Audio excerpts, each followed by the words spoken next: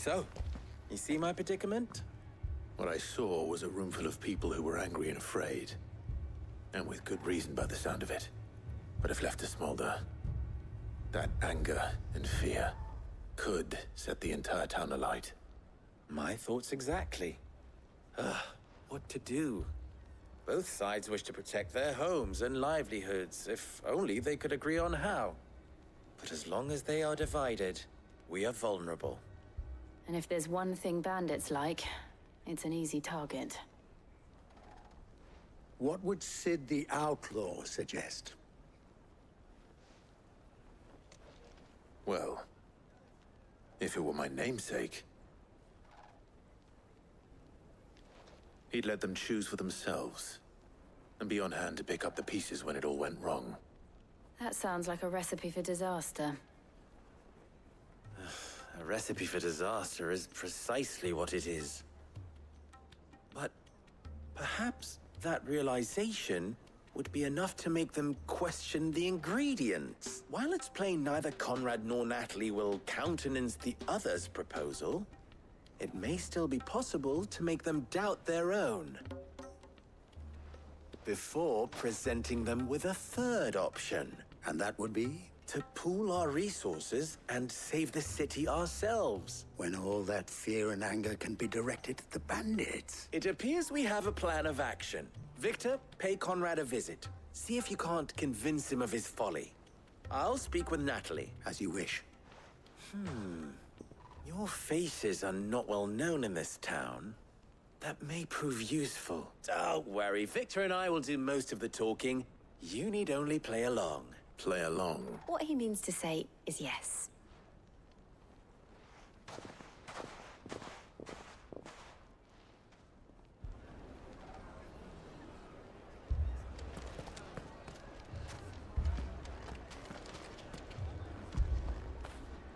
Get it, boy!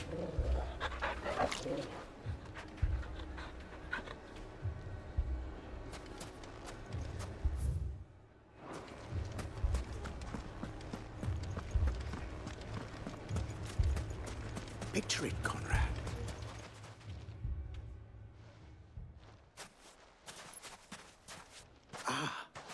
Here she is. The Lady of the Spear herself. Conrad, may I introduce you to Jane, Commander of the Red Wings. A pleasure, my lady. The pleasure is all mine. As I told you, I summoned the commander here from Canver to inquire about a contract. Victor says you told him no, that there aren't any men left to hire. Is that true? True as the crystals cracked. Nobles came and claimed every last one worth his salt. And not just from us Red Wings. You know of the 7 high houses. There must be 2 swords assigned each one. Granted, we have a few boys left. If it's boys you're looking for. Well, Conrad, are you saying that Dalamul's finest cannot defend this town better than a gaggle of unblooded striplings? That a band of beardless youths could better avenge the deaths of your brave men than you yourselves? Absolutely not. We'll show those bastards who they're dealing with.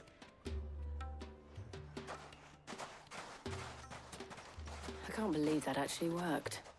Conrad's not what you called the brightest candle in the crypt. And there's a reason why I had you do the talking and not Sid.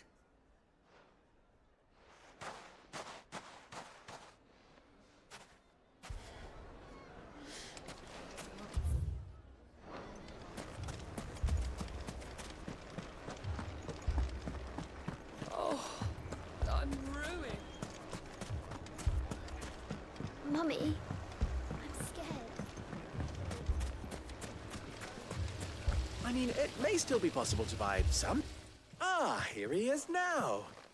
Natalie, allow me to introduce Lord Underhill of Randalar's prestigious League of Merchants. Lord Underhill. At your service. Underhill.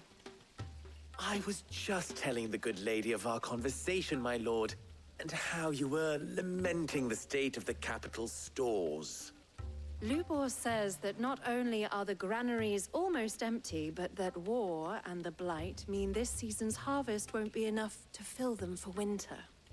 Indeed, certainly that is the case. The nobles in the capital are buying up the city's stocks of barley and wine, driving the prices higher than most commoners can afford. It is only a matter of time before the peasants revolt. It is worse than I thought. If what Lord Underhill says is true, I fear we have little hope of supplementing our stores, meager though they regrettably are. And while I applaud your endeavors to dissuade our more bellicose citizens from seeking vengeance, I sense Conrad is not wrong in his assessment of the bandits' likely return. Which means that now, more than ever, we will need to secure what little we still have. Food, weapons, herbs, everything. If our humble town is to endure not only this hardship, but those that are certain to follow, we must stand united. All right. If it will help to protect my home, I'll do it. But you needn't have gone through this charade.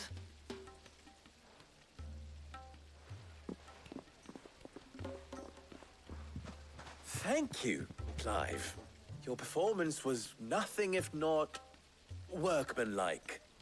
She saw right through it. I didn't say it was good, merely that it produced the desired effect. Now, my scouts should be returning shortly. Meet me back at the Briar's Kiss, and we shall see what we face.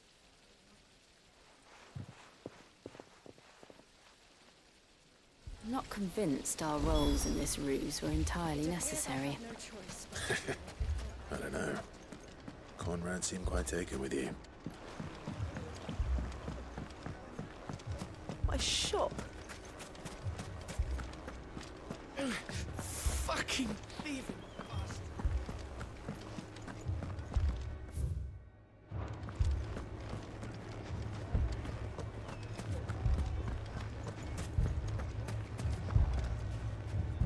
Good news, Sid. Both Conrad and Natalie have somewhat gracefully accepted their new roles. With time, they may even learn to.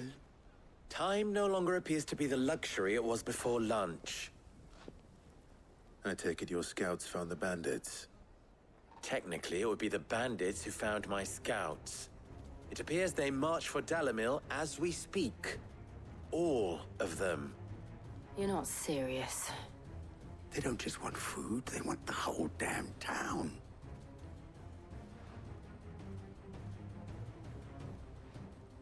I have a favor to ask. I'm told the bandits march in two groups, one from the south and one from the desert, in a move doubtless intended to stretch our already gossamer-thin defenses. Very well. Jill and I will meet those from the desert. But what of the rest? The rest, my friend, the city shall fight. Together. The stakes, I concede, are high. But if this does not unite Dalamil, nothing will. That is a lot of faith to put into those who had their hands around each other's throats but a moment ago. Then it will be for us to see that their hands are kept occupied. And I do mean us. I thought you might say that. We'll hold them off for as long as we can. And we will do the same.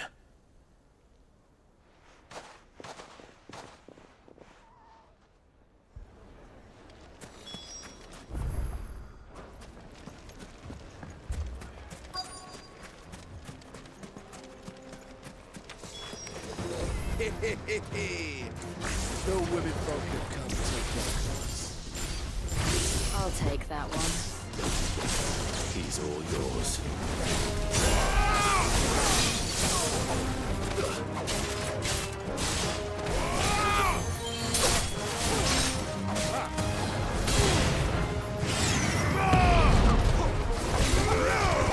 Too slow.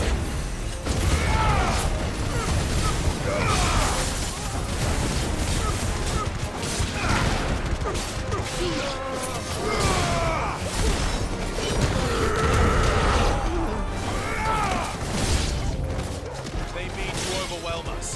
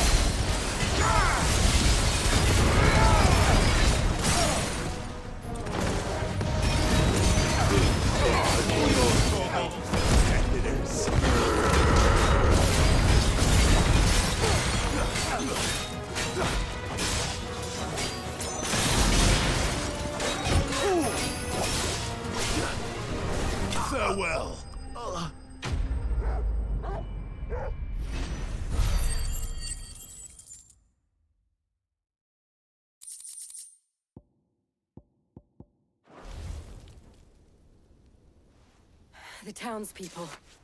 Could they have held out? I don't hear any fighting. What do you think?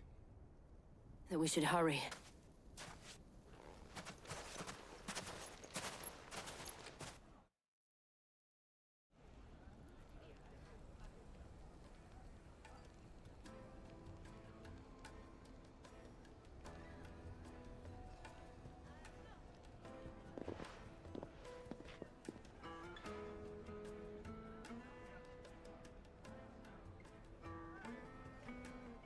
Natalie, I owe you an apology. You did well out there. Without you, there would have been no line to hold. You saved us, Conrad. You saved Alamil. We all saved Dalimil.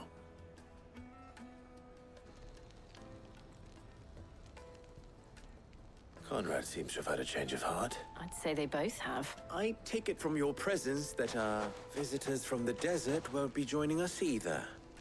Pity. The plan worked, Sid. Granted, it only took an army of bloodthirsty bandits at our gate. Calm now, Victor. Why quibble over the details? We are united. As for you, Sid, you fight considerably better than you act. I'll take that as a compliment.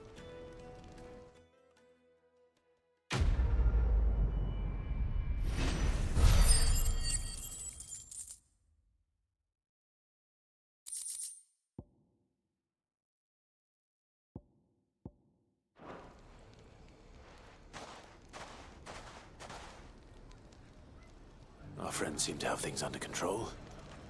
For now, at least. Let's go and put Otto's mind at rest.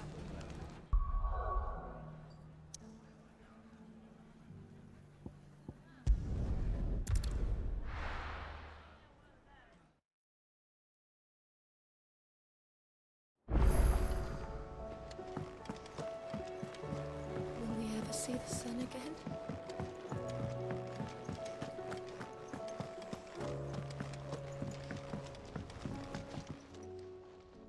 Sorry for the wait, but hopefully he'll agree it was worth it. You learned something about that sword then? I did better than that.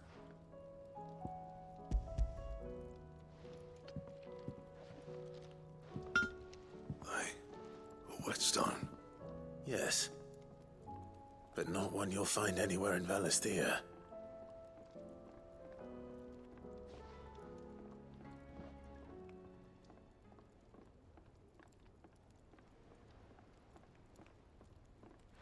No wonder I couldn't get the same finish on the grinding wheel. One hit and all done, eh? Might not be so bad if all you ever fought were duels. Good luck on the battlefield. Your second opponent would be your last, no matter how good you were. Even so, is there some way it could be used to give the curse breakers an edge? I think so, yeah. With this whetstone and the right kind of steel, I could probably even make a twin of the blade that rattled me.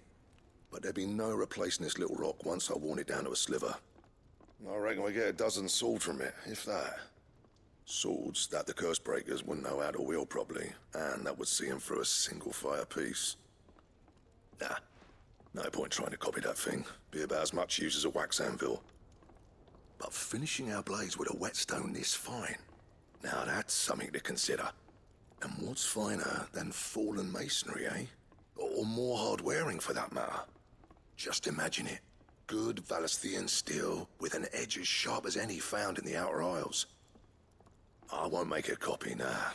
I'll make something much better. I'm sure the curse breakers will be delighted. Just don't push yourself too hard. Don't you worry about me, sunshine. I've been working day and night since I was half your age, and I'll still be here when you're long gone. Hey, thanks, Clive. I mean it. I owe you one, August 2. It's good to know someone's looking out for me. You'll be happy to hear you said that. And I'll see that my debt to you's paid. First new blade I make's got your name on it. You come and find me when you've got the materials. All right? I will.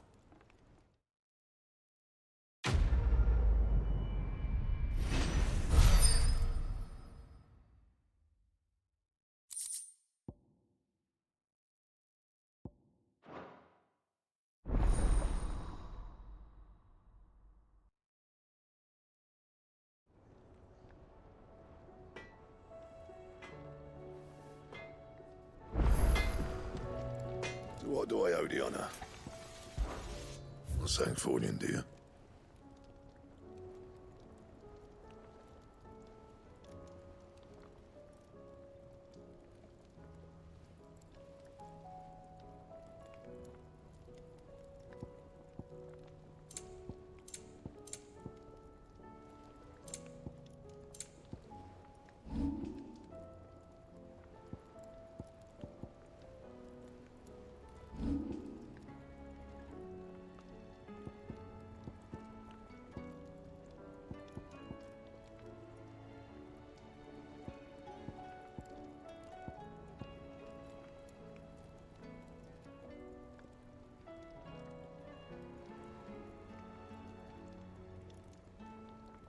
Anything else?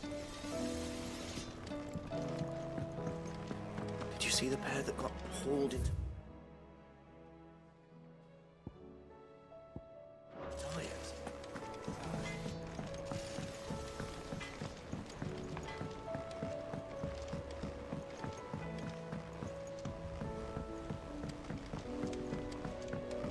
I heard the Emperor was impaled on his...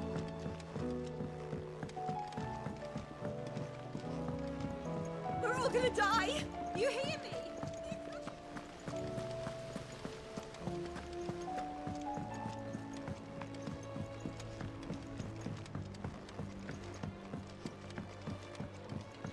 All this fuss over a few dark clouds. All right there, Sid. How's that hunt for the bomb ash going? I have it.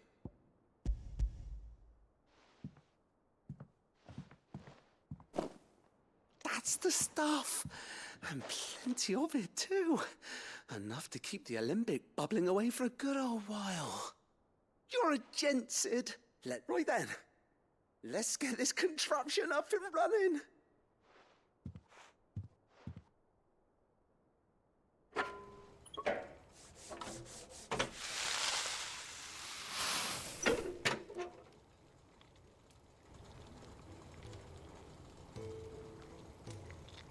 There we have it. The Telemon Alembic. And it works just like the chief said it would. Very impressive. Says the man who cut down a burning boulder. Speaking of which, I still haven't returned the favor. There's no need. The good it will do for the hideaway is reward enough. Don't be silly. Why don't you let me take a look at that bag of yours? The one you keep your potions in. Reckon I could work some magic on that. What kind of magic? Well, we happen to have isolated a substance in our test run of the Alembic that I reckon will make even the toughest lever supple as anything. Thought we might use it to breathe new life into old boots and the like. Save the hideaway a few gil. Ah, I reckon if we slap a bit on your bag, it'll loosen it up enough for you to squeeze in a bottle or two more. Well, it can't hurt to try, I suppose. That's the spirit. Leave it with me. I'll only be a mo.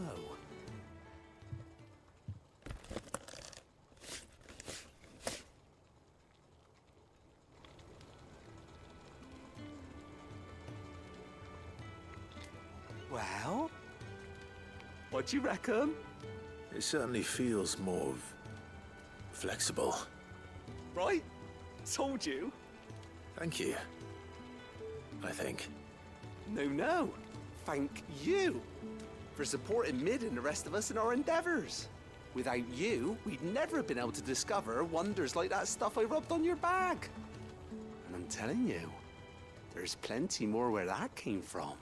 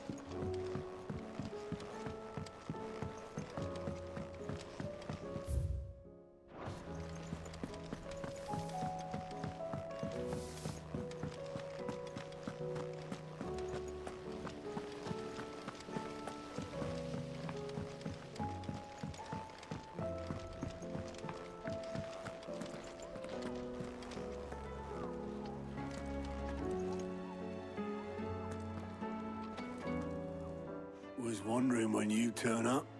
Hellos from all our friends thanking you for your timely intervention. How is it you always manage to arrive at just the right moment? Luck, I suppose. Any word on the rest of the realm? Let's see. Storm's still crying out for mother crystals. The nations are still in chaos. And the skies are still the color of a kick in the kidneys 2 days on. So... Right. Clive, we knew this was going to happen. Well, not the bleeding skies part, but you take my point. Now's not the time to second-guess yourself. Now's the time to visit the infirmary. Talia says your brother's awake. Thank you, Otto.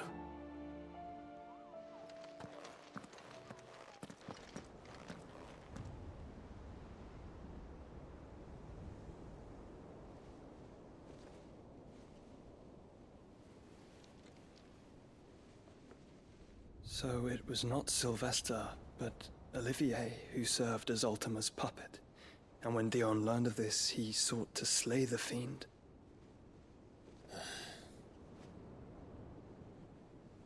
Only for his father to take the spear that would have freed him.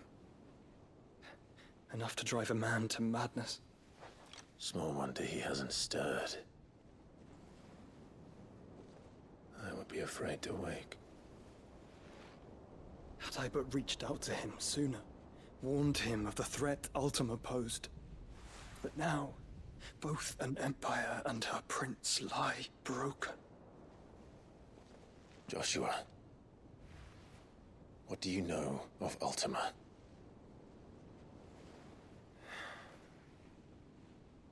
Very little, I'm afraid. Despite my best efforts. 18 years ago, as I lay buried beneath the rubble of Phoenix Gate, 'twas not death who came for me, but another. And it was while in my rescuer's care, I first heard of Ultima. I've been chasing his shadow ever since. Ultima is driven by some deep, dark purpose, and for whatever reason, it would seem you are crucial to his designs. He will stop at nothing to have you, even if that means toppling an empire. But why me? What possible use could I be to such a creature? That is one of many answers that have eluded me. Yet, I am certain of this. It is not mere chance. You were chosen for a reason. All dominants carry within them the might of an icon. Nigh limitless power that is at once acutely limited. I wield fire, and only fire. And I only ice. 8 wardens for 8 elements. But you, Clive. You are different. You're special. Your abilities begin with the flames of Ifrit. But they do not end there. The fact Ifrit can even exist goes against everything we thought we knew of dominance. Perhaps Ultima has been waiting for one such as you, whose potential is truly limitless.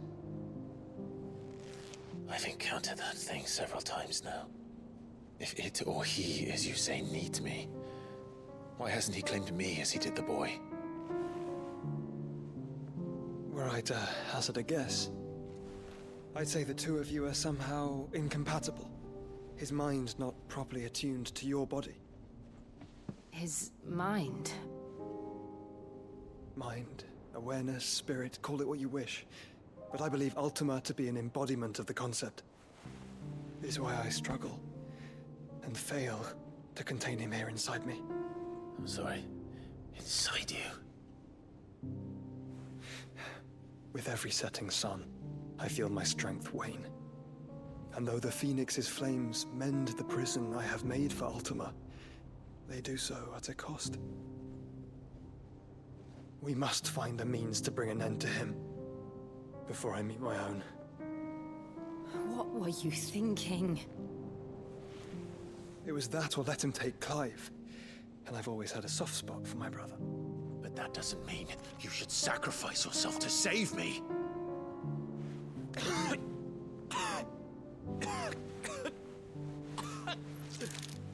Joshua.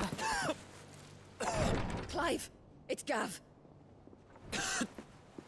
There's an army of Akashic at the gates of Canver.